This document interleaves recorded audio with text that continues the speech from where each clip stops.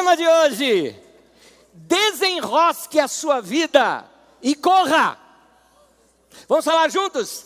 Desenrosque a sua vida e corra. Você já vai entender lendo o primeiro texto que eu quero ler com vocês, o texto de Hebreus, no capítulo 12. Eu pego do meio do texto em diante, ele diz assim: livremo-nos de tudo o que nos atrapalha. Livremo-nos de tudo o que nos atrapalha. Estou falando para você. Livre-se de tudo que te atrapalha. Inclusive o texto também fala no sentido de ser um peso que te atrapalha. Eu te explico isso depois. Mas se livre de todo o peso da tua vida. É isso que a Bíblia está dizendo aqui. Livremos-nos de tudo que nos atrapalha e do pecado que nos envolve, e corramos com perseverança a corrida que nos é proposta, tendo os olhos fitos em Jesus, o autor e consumador da nossa fé. Amém. O texto aqui, ele usa uma linguagem bem conhecida do povo da época, nossa também, no sentido das Olimpíadas, mas é uma linguagem que o pessoal logo arremetia para os pesos que os corredores colocavam em seus tornozelos, em seus calcanhares. Aquilo pesando nos pés, nos tornozelos, né? Pesava-se nos pés, eles tentavam correr com aquilo e treinavam com aquele peso. E então, no dia da corrida, tiravam o peso e sentiam aquela leveza toda para correr. O texto está usando essa figura de linguagem, dizendo: tire o peso para você poder correr. Tire o peso que te atrapalha.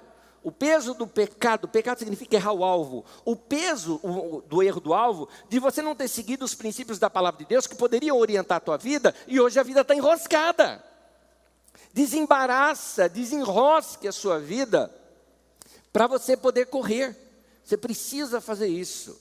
Agora, muitas pessoas, elas precisam perceber-se que existem áreas de sua vida que precisam ser tratadas, porque senão é ali que a coisa vai enroscar com você. Explicando melhor, qual é a área da tua vida que quando alguém toca ali te derruba? Qual é aquela área da tua vida que alguém toca ali, aquilo te desmonta, acaba com o teu dia, acaba com a tua inspiração? Muitas vezes tem na área de relacionamento. Qual é a área? Talvez alguma coisa que aconteça com você e logo você explode e dá problemas. Quais são essas áreas da sua vida que derrubam você? Você deve conhecer o mito de Aquiles. Aquiles, um mito grego em que a sua mãe, querendo torná-lo invencível, então o besuntou com algo e depois o mergulhou num rio. Acontece que quando ela mergulhou a criança no rio, segurou a criança pelo seu calcanhar. E assim, quando trouxe-o de volta, o calcanhar estava vulnerável, porque não foi molhado ali. É o que nós chamamos de calcanhar de Aquiles. Aquela área de Aquiles não era protegida. Então, um grande guerreiro que era, invencível do jeito que era, foi atingido com uma flecha perdida em seu calcanhar, e assim perdeu-se, assim morreu. Então, a expressão calcanhar de Aquiles mostra aquele ponto da sua vida que está descoberto, aquele ponto da sua vida que se bater ali te derruba. E eu te pergunto, qual é o teu? Qual é o teu calcanhar de Aquiles? Qual é aquela área da tua vida que não está legal, te derruba? Essas áreas da nossa vida, geralmente, sob pressão, elas aparecem. Então, você tem uma dificuldade séria, por exemplo, você é um viciado em pornografia. Sob pressão, o que seria a sob pressão? De oportunidades, aquilo aparece. Você é uma pessoa que você se irrita facilmente, estoura facilmente. Sob pressão, aquilo vem à tona, aparece. Havia um rapaz novo convertido, se converteu, ele era um artista, se envolveu logo com a igreja, teatro da igreja, aquela coisa toda. Mas ele tinha um problema na vida dele, que ele não queria que ninguém soubesse, porque normalmente a gente quer esconder isso das pessoas. Acontece que sob pressão aparece. E ele não queria que ninguém soubesse, por exemplo, que ele não tinha mudado o hábito muito feio de ser boca suja. O cara era boca suja. Em casa xingava tudo, falava palavrão, cada 10 palavras, 5 era palavrão. No meio do povo da igreja, né? Ô, varão, aleluia. Mudava a linguagem, mas dentro de casa era o que era. Só que ele foi, cabeludo, barbudo, foi convidado para ser o Cristo numa peça de Páscoa. E aí está lá o Cristo crucificado, quando daqui a pouco aquilo começa a balançar. A cruz, o cara amarrado ali. E está vendo que vai cair. Aí ele pega, fala com... Tem um guardinha ali do lado, né? Dali da peça. O guardinha está ali.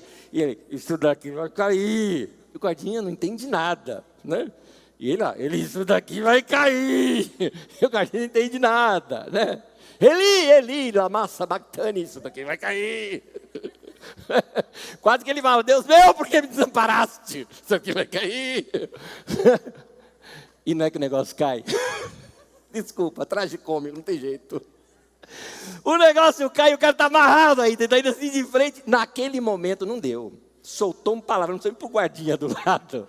Soltou aquele palavrão. Você imagina Cristo soltando um palavrão daquele? Pois é. As pressões da vida revelam o que está lá no coração. As pressões fazem isso com a gente. Já ouviu falar de Pedro, né, apóstolo? Homem de Deus. Claro, homem de Deus. Aliás, Pedro foi aquele que, depois do Pentecostes, toma a frente, explica tudo, faz aquela primeira pregação. Pedro era um cara fantástico. Agora, Pedro traiu Jesus. Pedro nos ensina que, sob pressão, podemos trair os nossos melhores amigos. Pedro fez isso. Pedro abandonou Jesus numa hora que Jesus já não era mais tão popular assim. Sob pressão, Pedro agiu desse jeito. Talvez você esteja pensando, eu não faria isso. Sabe nada, inocente. Sob pressão, talvez você faria até pior do que ele. E o texto da Bíblia Sagrada nos mostra esse momento que Pedro passou. Acompanhe a leitura comigo, olha só. Mateus 26, do versículo 69 em diante, diz assim: Pedro estava sentado no pátio e uma criada, aproximando-se dele, disse: você também estava com Jesus, o Galileu. Mas ele o negou diante de todos, dizendo: eu não sei o que você está falando. Depois saiu em direção à porta, onde outra criada o viu, e disse aos que estavam ali: este homem estava com Jesus, o Nazareno. E ele, jurando, negou outra vez: não conheço esse homem. Pouco tempo depois, os que estavam por ali chegaram a Pedro e disseram: certamente você é um deles.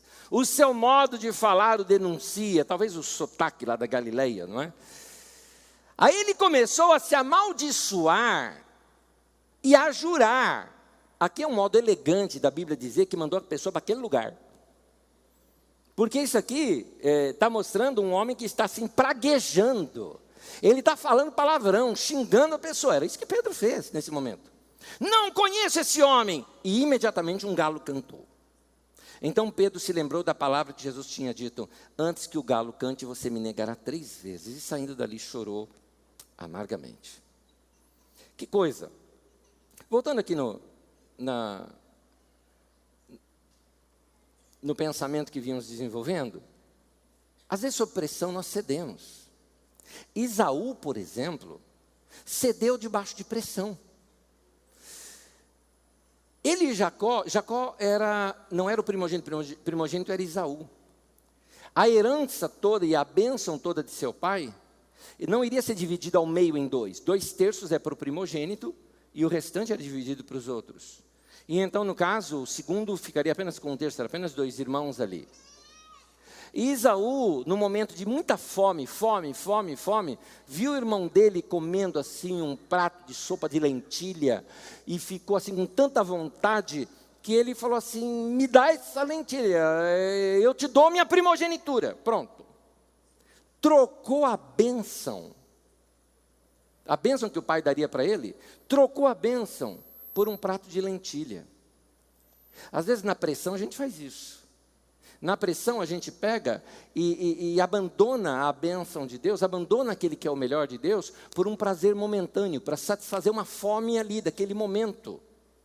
Esse prazer momentâneo pode ser ali um grave perigo para você, onde vai levar você a perder essa bênção de Deus sobre a sua vida. O seu ponto fraco pode ser a porta de entrada para a sua infelicidade. Quando a gente não tem consciência do nosso ponto fraco, a gente pode cair em armadilhas terríveis. Se o seu calcanhar de Aquiles, por exemplo, for o nervosismo, a impaciência, um superior seu do trabalho, se quiser o seu mal, basta te enrolar, te provocar um pouco, e você vai pedir demissão por si mesmo. Porque ele provocou você ali. Ele bateu no seu calcanhar de Aquiles. Seu ponto fraco pode ser essa entrada para a sua infelicidade. Por isso a gente tem que tomar cuidado. E cuidar dessas áreas da nossa vida. Algumas coisas que eu gostaria de aconselhar você. Primeiro, você não irá desenroscar a sua vida enquanto não admitir que você precisa mudar. Enquanto você acha que o problema é dos outros, você não muda. Enquanto você acha que sempre é culpa dos outros, você não muda. Mas, querido, acorda, você não é Deus, querido, você não é perfeito. E se você tem dificuldade em lidar com algumas áreas da sua vida, bem-vindo à humanidade, você é assim, é humano. Humanos são assim, somos falhos. Note que eu falei, somos, eu também. Nós temos falhas na nossa vida. Todos nós temos o nosso ponto fraco. Eu te pergunto, qual é o seu ponto fraco? Quais são aquelas áreas da sua vida que não estão muito bem erigidas, construídas ou lidadas? Quais são esses pontos? E às vezes a gente quer fazer da seguinte forma. A gente quer esconder e parecer o que nós não somos. Querido, sob pressão vai aparecer. Olha, por exemplo, tinha um navegador chamado James Cook.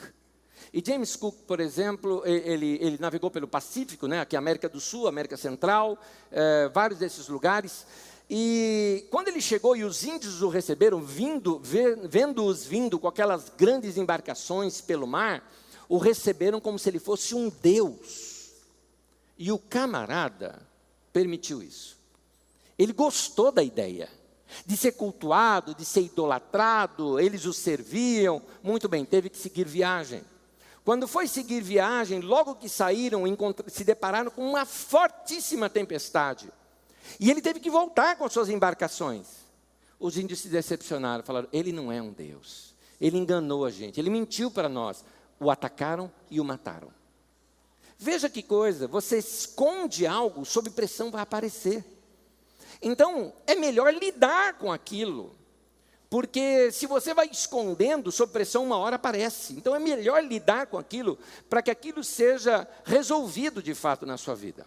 Uma pesquisa foi feita com cristãos, todos eram cristãos, não foi no nosso país, foi nos Estados Unidos, e essa pesquisa trouxe algumas perguntas interessantes, eu queria que você visse aqui comigo. Primeiro delas, quais são as tentações mais comuns que você tem encarado?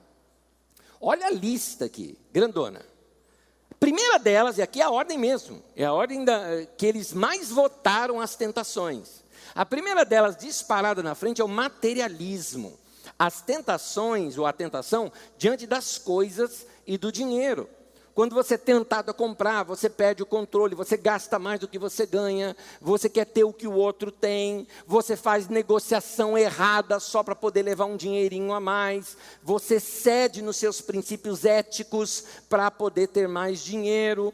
Então, eles colocaram isso como a primeira das maiores tentações que eles falham, que é o seu calcanhar de Aquiles. Vamos ver a lista? Vamos seguir. Segundo, o orgulho. Terceiro, o egoísmo. Usar outros ao seu favor. Vai vendo você aí, o que você votaria aqui? 4, a preguiça. Uma pausa aqui. Muita gente não cresceu na vida por preguiça. Por falta de organização pessoal, de organizar a sua vida para poder crescer. Quem quer crescer financeiramente tem que fazer conta, tem que se organizar. Quem quer crescer profissionalmente tem que estudar, tem que se dedicar. Se não faz isso, você colhe lá adiante, a conta vai chegar disso depois. Então a preguiça pode ser um problema de muita gente também. Vamos continuar aqui. Sexo ilícito. É quando você usa pessoas unicamente para se satisfazer. Não há amor, não há relação, não há nada. Você só usa a outra pessoa. Portanto, o sexo ilícito pode ser até dentro do casamento. Porque muita gente pensa que é sexo fora do casamento. Eu falo que até dentro do casamento. Quando você só usa a outra pessoa. Você não está ali para dar prazer, para ajudar a outra pessoa, porque ama. Não há essa relação. Continua aqui. Raiva, ódio, briga. Continua. Amargura. Fica amargurado e aí se distancia, xinga. Inveja. Invejando o que os outros têm, que os outros possuem.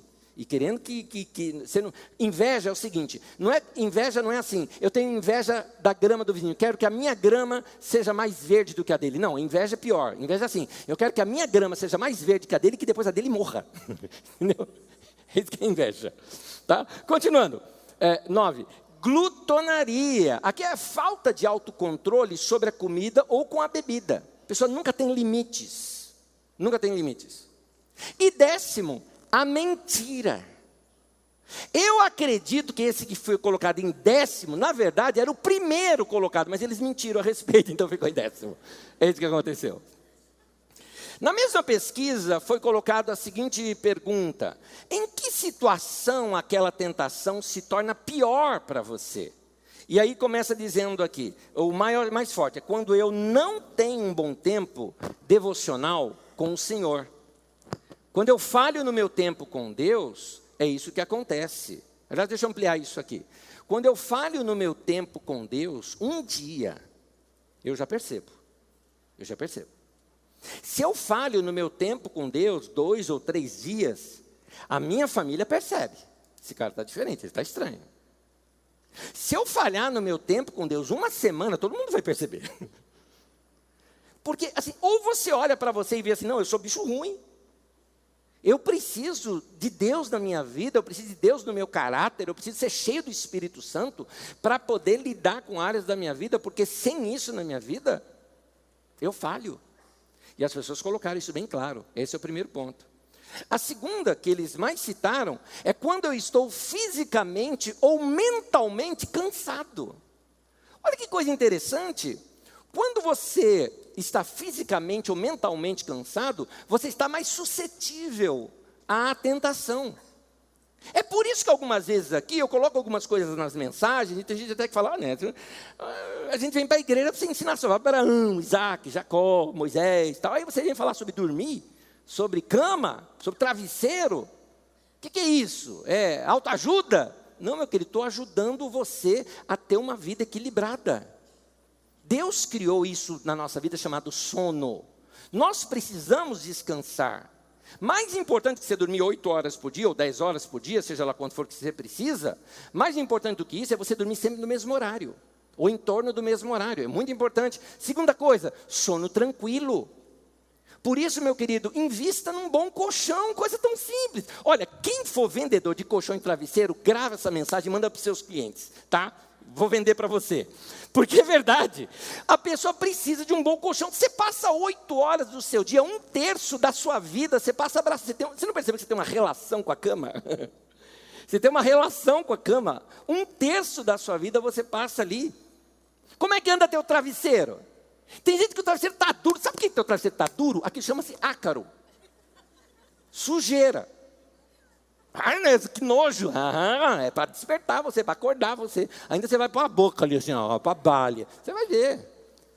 Travesseirinho gostoso, uma caminha gostosa, um quarto gostoso. Dá o que para a gente? Sono gostoso. Sono gostoso, você acorda como? Acorda bem, acorda cantando, não é? Dá para acordar na hora, não precisa dormir um pouco mais, porque o tanto que você dormiu já é suficiente. Sai disposto de casa, não vai brigar no trânsito, não vai brigar com os outros. Olha quanta coisa começa a mudar na tua vida quando você organiza as coisas debaixo do mesmo princípio. É interessante isso. Mais uma dica aqui. A Bíblia é cheia de princípios, e alguns dos princípios você só percebe quando você está familiarizado com o texto. Você já deve ter lido Gênesis, na criação. E você já percebeu que no texto da criação, vai dizendo assim, e foi a tarde e a manhã do primeiro dia. E foi a tarde e a manhã do segundo dia. Ué, não é manhã e tarde? Não, é tarde e amanhã. Por quê? Porque na cabeça deles, olha o princípio que já está ali. O dia começa quando você vai dormir. Nós ocidentais, a gente dorme para descansar do dia difícil que nós tivemos. A ideia do texto é preventiva. Eu vou começar o dia de amanhã hoje. Eu vou dormir bem, eu vou me programar bem, vou dormir gostoso por causa do dia de amanhã. Eu me carrego primeiro as minhas baterias, não é? Eu descanso bem para então enfrentar um bom dia no dia seguinte. Percebeu o princípio? São desses princípios que nós vamos estudar em janeiro aqui na nossa comunidade. Só vou estudar esses princípios com vocês. São princípios de vida que quando você pratica, você percebe como é bom andar por princípio bíblico e como isso faz diferença na sua saúde, na sua mentalidade, no seu cansaço físico, emocional, pessoal, financeiro. Tem gente esgotada financeiramente porque não pratica princípios bíblicos. Vamos voltar aqui. Note que quando você não está descansado, isso pode gerar em você irritabilidade. Você fica irritado facilmente, você fica desgastado, você não tem forças para resistir qualquer tipo de pressão ou tentação. Aí o primeiro problema é que você já estoura com a pessoa, já briga ali mesmo. Aí vem aqui no culto, ô pastor, olha, eu e minha mulher brigamos bastante. O que você me aconselha? Aconselho você dormir, indivíduo. Vai dormir. Dorme bem, aí você vai acordar bonitinho no outro dia, vai ficar melhor. Olha só. Aqui também foi perguntado algo, assim, o que te ajuda a vencer a tentação? E aqui tem algumas dicas. Falar com Deus acerca da tentação, ou seja, orar é bom. Inviabilizar situações comprometedoras o mais rápido possível. Trazer à minha mente o conselho de Deus sobre o assunto, que a Bíblia nos ensina. Os textos que foram me ensinados, os princípios que foram pregados para mim, a fé vem pelo ouvir e ouvir a palavra de Deus. Você vai ter fé no teu coração para enfrentar aquelas situações. E abrir o meu coração com algum amigo, com algum irmão em Cristo, acerca do meu problema. Porque aí vai me ajudar a perceber que eu não estou sozinho. Gente, todos nós enfrentamos tentações. Gente madura em Cristo sofre tentações, gente nova em Cristo também sofre tentações, todos sofrem. É por isso que eu digo aqui, eu não sou contra essa teologia dos super-heróis. Não, o cristão é invencível. Está invencível nada, meu querido. Para, você não é Deus, não. Se coloca no teu lugar. Nós precisamos da graça de Deus na nossa vida. Amém? Eu e você somos falhos e nós precisamos da graça de Deus. É por isso que a gente tem que se alimentar com as Escrituras, buscar a Deus, orar, ter comunhão, vir nos cultos, vir na reunião, receber a palavra de Deus juntos. Isso fortalece a gente de uma maneira incrível, muito bom. Cuidado com a autoconfiança exagerada. Seja sincero quanto a quem realmente você é. A autoconfiança exagerada geralmente gera tropeço. As pessoas confiam demais em si mesmas. É melhor você desconfiar um pouquinho de você. Você não está com essa bola toda, não. Corre para Deus, busca Deus. Você precisa de Deus na sua vida. Vai te ajudar bastante. Você melhorar seu tempo de oração, cuidar, praticar princípios. Começa a trabalhar preventivamente na sua vida, praticando esses princípios da palavra de Deus. Lembre-se, então, o seu ponto fraco pode ser a porta de entrada para a sua infelicidade. E você precisa fechar essa porta. Então, eu tenho um segundo conselho para você. Por que será que você passa tantos problemas de relacionamento?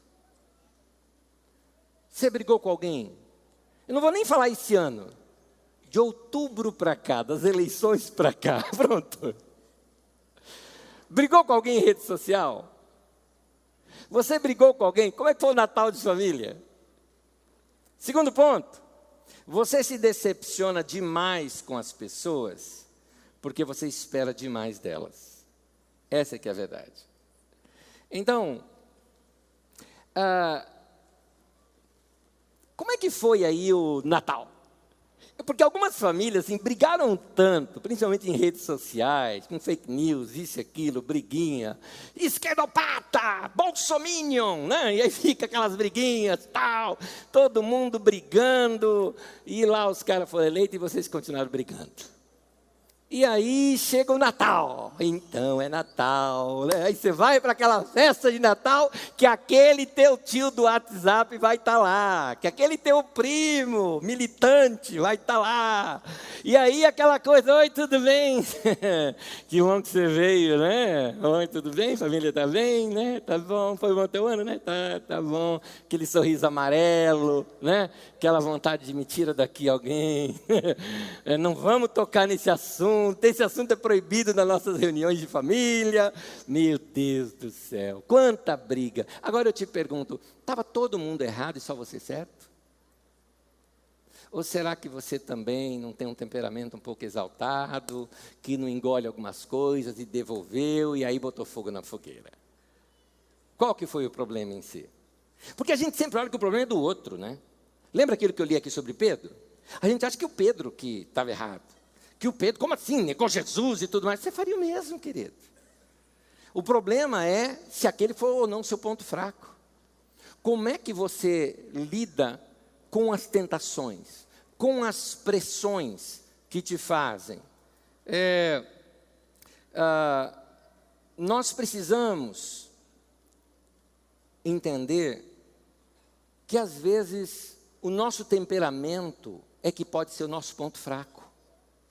Eu sei de alguns de vocês aqui, de vocês, que já perdeu o emprego, porque o seu calcanhar de Aquiles é o seu temperamento.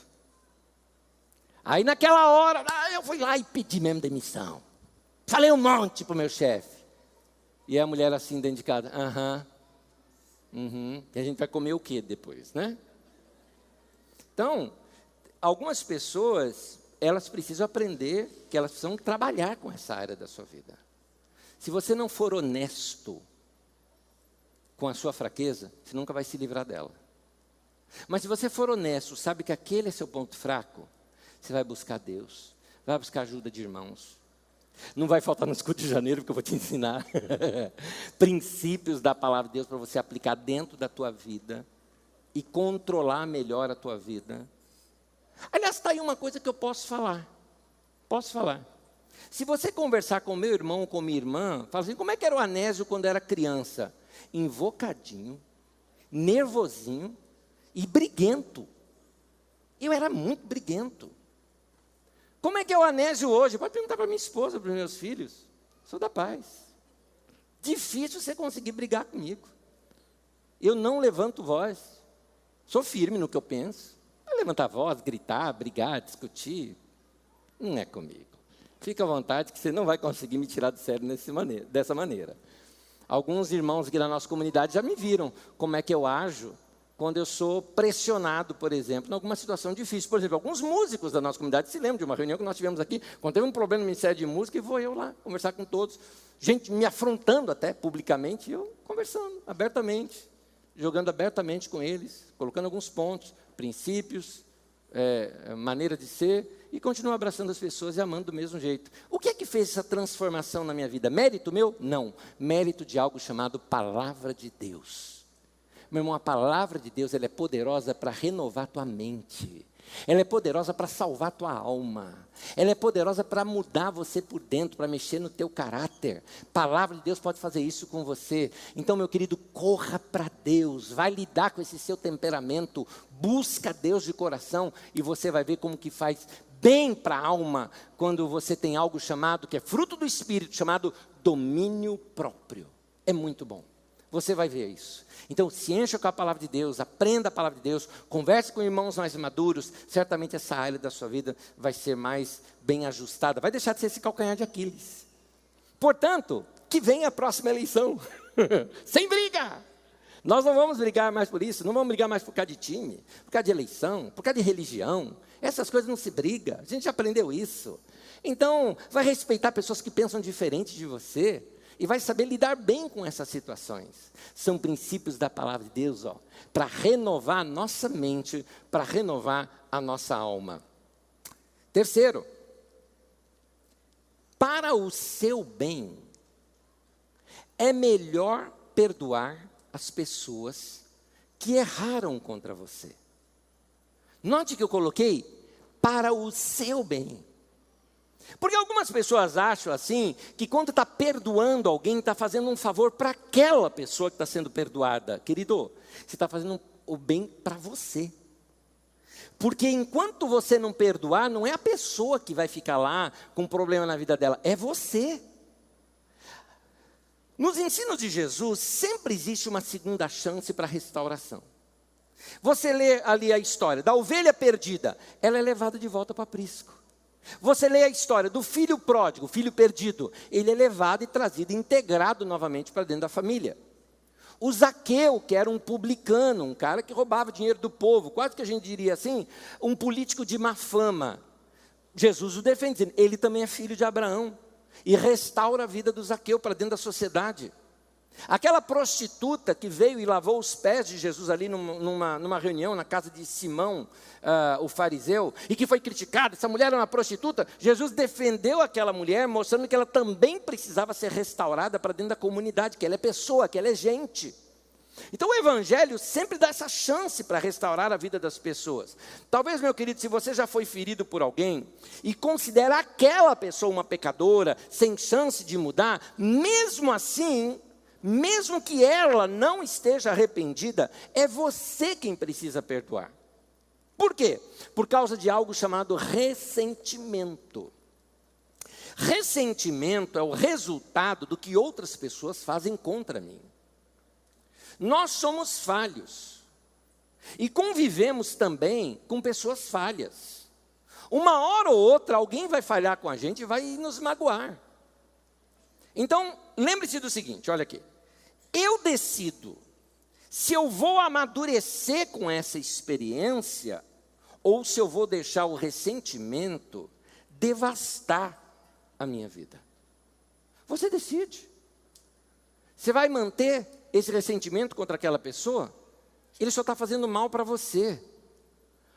Mas o que eu faço então com aquele lixo emocional que está assim, depositado em algum canto de algum porão da minha alma? O que fazer com aquelas pessoas que só de pensar já dá dor no estômago? O que fazer com aquela pessoa que quando bate no celular ali tem o nome dela, você não quer nem ver? O que eu devo fazer? Olha o que a Bíblia nos aconselha. No livro de Jó, no capítulo 5, versículo 2, diz assim: ficar desgostoso e amargurado fala comigo, é o quê? É o quê? Loucura. É falta de juízo que leva à morte. Olha que gravidade que ele fala. Ficar amargurado, desgostoso, fala, isso é loucura. Por quê? Porque o ressentimento nunca fere a outra pessoa, ela fere você. A outra pessoa pode nem estar sabendo que você está ressentido com ela. Às vezes você está lá ressentido, por exemplo, você está ressentida com o teu ex-marido, fica seguindo em rede social, stalkeando o cara, né, vendo foto do cara, e o cara está de boa, lá de férias, passeando. Fala o teu nome para ele, ele fala, conheço alguém com esse nome. É assim, já esqueceu você. E você está lá, amargurada, ou amargurado, né, com a ex, ressentido. Isso só está fazendo mal para você, não está fazendo mal para a pessoa.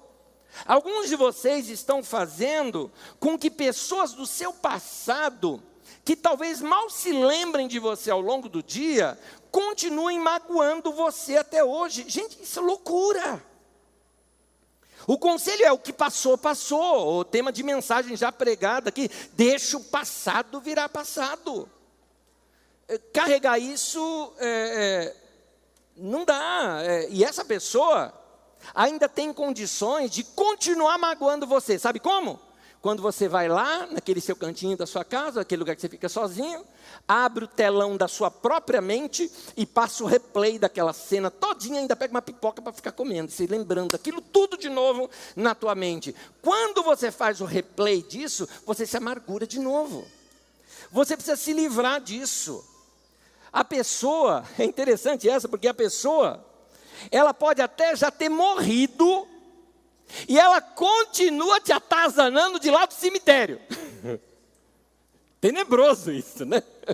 Não é puxando teu pé de noite, não. É aqui, ó, na tua cabecinha, porque você fica lembrando disso. Gente, não é loucura isso? Você não tem nada a ganhar ficando ressentido, porque quem fica ferido é você. É por isso que o texto fala, ficar desgostoso e amargurado é loucura. Tem mais, olha outro texto, Jó 18:4. Com a sua raiva, você só está ferindo a si próprio. É como espetar um alfinete achando que vai machucar o outro. Você faz voodoo com o outro, só que no seu corpo. E você que sofre a dor e o outro nada. Romanos 12:19. Queridos irmãos, nunca se vinguem de ninguém. Pelo contrário, deixem que Deus cuide disso. Gente, muitas vezes a vida é injusta, vamos ser sinceros. Aliás, Deus nunca disse que a vida aqui seria justa, aqui não é o céu. O texto de Eclesiastes, inclusive, o sábio, olhando a vida, ele fala da seguinte forma, ele fala, nada disso tem sentido. Por quê? Porque, infelizmente, pessoas inocentes sofrem. E, às vezes, pessoas criminosas e cruéis prosperam. Gente correta não cresce, às vezes. E gente incorreta, ladrão, cresce. Depois cai, mas cresce. No Salmo 73, ele analisa esses ímpios que estão prosperando e aquilo amargura a sua vida, mas tudo muda quando ele olha para o trono de Deus e percebe o fim das coisas. Por quê? Porque Deus disse que um dia Ele vai fazer o acerto de contas. Quem vai fazer esse acerto de contas não somos nós, é Deus que vai fazer. Um dia Ele vai acertar contas com tudo que ficou aberto aqui nesse mundo. A lista que eu vou te falar, você pode ter ouvido na última semana em qualquer repórter que você assistiu. Os crimes, as injustiças, preconceito, racismo, abuso sexual, estupro, assassinato, mágoa, tudo aquilo que feriu pessoas. Um dia Deus vai acertar as contas disso. Deus está dizendo, você não entende justiça, deixa comigo, eu sou justo, eu vou corrigir isso. Mas Ele não disse que vai ser nesse mundo. É interessante isso. Deus diz que Ele vai fazer um acerto de contas. E Ele vai fazer da maneira dEle. E Ele fala, não busque revanche, isso vai corroer a tua vida. O que eu tenho que fazer então? Efésios 4, versículo 31 e 32 diz assim, livrem-se de toda amargura, perdoando-se mutuamente, assim como Deus os perdoou em Cristo. Você ainda está permitindo que pessoas do passado continuem te magoando hoje? Está na hora de você dar um basta nisso, não acha? Não permita que isso continue acontecendo. Lembra o tema de hoje? Desenrosque a sua vida e corra. Vai ter vida leve, querido. Vai ter vida gostosa. Sem a sua permissão, acontecimentos do passado não vão conseguir magoar você. Sem a sua permissão. Como eu já disse aqui, deixa o passado virar passado. Entrega aos cuidados de Deus a sua angústia, seus ressentimentos. Muda isso. Algum tempo atrás, nós estávamos num ensaio que fomos até muito tarde aqui na Carisma. E depois, indo embora para casa, eu estava com meu filho Dudu. Paramos num semáforo aqui na cidade. E ao lado do meu carro estava um homem e o seu filho, e eu conheci o filho dele ali na lateral. Abri logo a janela do meu carro, falei, fulano, você, tudo bem, cara, tudo bem, tal, e teu pai, tá aí, ô, cara, e aí, como é que você tá? E a sua esposa, manda um abraço para ela também, seu outro filho, manda abraço, tá, e cumprimentando dessa maneira, tá, obrigado, eu vi, e assim, tá, claramente a pessoa lá, não o menino, que o menino não sabe nada, mas a pessoa, o adulto lá, estava claramente constrangido, e eu aberto com ele. Rapaz, quanto tempo que eu não te vejo? Você está bem? Saúde está legal? Que jóia e tal. Deus abençoe. Vai, tal. Quando saímos de lá, até o Dudu cumprimentou. Oi, tudo bem? Não conheceu quem era, mas tudo bem, tal. Pai, quem é? Eu falei, filho, é a pessoa de primeiro ou segundo lugar que mais me chateou, que mais foi traíra em toda a minha vida. Meu filho virou assim para mim e falou, agora eu já sei como é que meu pai trata os inimigos dele. Para que eu vou carregar mágoa? A vida nos seguiu para caminhos diferentes. Eu deixo para lá. Perdoo. Ele que se vira com a vida dele, com as ideias dele. As trairagens todas. Eu não me importo com isso. Sabe por quê? Porque a minha vida aqui é curta. E eu não quero ficar carregando peso. Eu quero vida leve. Vou te falar, porque eu estou aqui do outro lado agora. Estou te falando, é uma delícia você estar com a vida leve. Anésio, tem alguém com quem você está assim, que você não pode ver a pessoa? Não, não tem. E nessas eleições, tudo mais, nada, só ri com as pessoas, gente que eu conversei, outros eu conversei, tipo, conversas sérias, conversas leves, mas nenhuma, nada. Eu brigar por causa disso, você está louco, brigar por causa de time, de eleição, de política, e vou brigar por causa de religião, nem de religião eu brigo. Teve um rapaz assim, querendo me provocar, falou o seguinte, é o seguinte, eu não gosto de evangélico e não gosto de pastor. Eu falei, eu também não. Aí pronto, desarmei o cara. Pronto, acabou. Então, leva uma vida mais leve, querido. Eu vou poder praticar uma coisa que eu vou ler com você daqui a pouquinho. Há um texto na Bíblia Sagrada que eu quero te mostrar daqui a pouco. Vamos mostrar já. Tem um texto na Bíblia Sagrada que fala dessa leveza do coração, onde você pode levantar as mãos para Deus, adorar o teu Deus, livre, leve e solto, sem peso na sua vida, sem âncoras no passado que estão impedindo você, sem peso nos calcanhares no qual você possa correr. Deus tem essa vida para você, e eu estou te falando, ela existe. É gostoso levar uma vida assim. Perdoa, meu irmão, abençoa, libera. Anésio, mas como é que eu vou encarar a pessoa? Querido, existe um conselho que eu costumo dar, em janeiro você vai aprender melhor isso comigo, mas existe um conselho que eu quero te dar. Nem todo mundo dá para você restaurar, né? Você restaurou a amizade com aquele cara como antes? Não, amizade não. Eu perdoei. Ele segue o caminho dele, eu sigo o meu. Esaú e Jacó ficaram 20 anos sem se conversar e se odiando. Na verdade, Esaú querendo matar o Jacó. Quando eles se encontraram, se abraçaram, se perdoaram. Só que o Esaú foi lá para o sul, para Seir, e Jacó foi para o norte. Foram morar em lugares separados. Está tudo perdoado. Já temos paz, mas não dá para andar junto, porque a gente não se bate. Então, para evitar problema, vamos manter algo que eu chamo de princípio, isso de distância segura. Aquela distância segura em que você não é tão próximo ao ponto que não dá para brigar, e não é tão distante ao ponto de achar que é inimigo. Distância segura. Então, quando você aprende a lidar dessa maneira com seus relacionamentos, você se protege, porque você sabe que se aproxima muito, é igual porco-espinho, né? Se aproxima, vai, né? Um espetar o outro e vão se afastar de novo e vão brigar novamente. Então, vamos ter uma vida mais leve. Eu quero ler o texto com vocês e encerrar. Fica de pé comigo. O texto está no livro de Jó. Vamos ler aqui o capítulo 11. Olha que texto. Diz assim: consagre o seu coração a Deus e estenda as suas mãos para Ele. Então, você andará de cabeça erguida, puro, firme e sem medo. Você esquecerá as suas desgraças, lembrando-se apenas como águas passadas. Gostou disso? Você vai lembrar, não tem como esquecer. Eu nunca falei de amnésia, eu falei de perdão. Perdão, não de amnésia. Você lembra. É legal lembrar aquelas coisas do passado? Não é. Então, mas eu sei que teve. Mas machuca? Não, machucou lá, hoje não. Minha vida levou para outros campos. Minha vida levou para outros caminhos. Eu estabeleci princípios na minha vida que tornam o presente muito mais gostoso do que essas coisas do passado. Então eu perdoo, libero. Vai ter uma vida leve. Eu gosto dessa expressão aqui.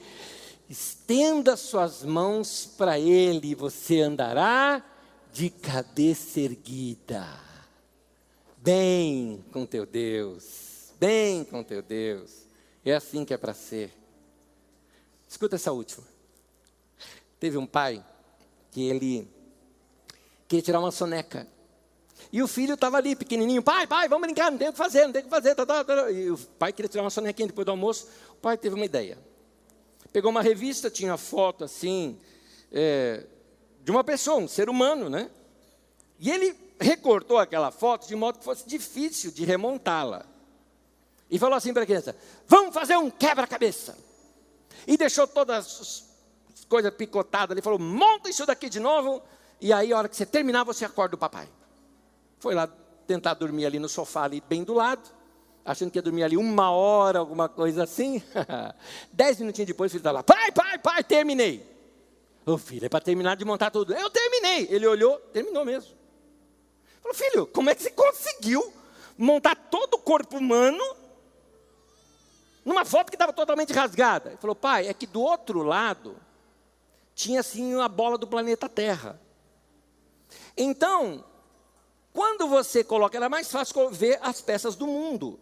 Então, quando você coloca o mundo em ordem, o outro lado, o ser humano, fica perfeitinho. Quando você coloca o seu mundo interior em ordem, o ser humano fica uma delícia, fica legal, fica bom. Acerta a tua vida dessa maneira. Tem aqui uma pecinha para você consertar hoje. Chama-se perdão. Perdoa, querido. Perdoa. Põe no teu coração esse desejo. Fala, eu vou perdoar. Eu não tenho contato com a pessoa. Perdoa aí no coração. Quando você vê, você vai ver que está perdoado já. Eu tenho relacionamento. Então fala para a pessoa, ó, abraço, valeu. Tá? Votou ou não votou, não sei. Né? Passou. Então, nunca mais te chamo de esquerdopata. Nunca mais te chamo de bolsominion. Né? Nunca mais brigo por causa disso. Né? Em paz. Segue a vida, segue o jogo. A gente tem que fazer assim. A vida continua. Vamos cuidar dela. Amém? Vamos colocar o nosso mundo interior em ordem. E as coisas vão se ajeitar e se encaixar perfeitamente na nossa vida. Amém? Não perca aí a série de janeiro. Na série de janeiro eu quero te ensinar muita coisa que vai te ajudar. Vai ser só em cima desses princípios. Para várias áreas da vida. Relacionamento, vida financeira, vida pessoal, saúde. Criatividade, tema de amanhã, criatividade. Mexer nessas áreas da nossa vida. Eu tenho certeza, você vai poder projetar e ter um ano mais leve, muito mais gostoso, se você seguir princípios da palavra de Deus, que eu sei funcionam. Amém? Vamos praticar aquele texto? Eu quero te convidar a fazer algo aqui. Levante as suas mãos comigo para Deus. É o que o texto não diz, não é? Então, levante as suas mãos para Deus. Repete essa oração comigo. Diga assim, Senhor, me dê forças para perdoar todos aqueles que pecaram contra mim. Senhor, eu libero perdão, eu abro meu coração para ver um novo tempo na minha vida. Senhor, eu quero a tua ajuda para levar uma vida mais leve e seguir os teus caminhos e experimentar o melhor do Senhor na minha vida. Senhor, muito obrigado, porque eu sei que o Senhor responde às minhas orações. Eu te agradeço já, em nome de Jesus. Amém. Amém. Amém. Amém.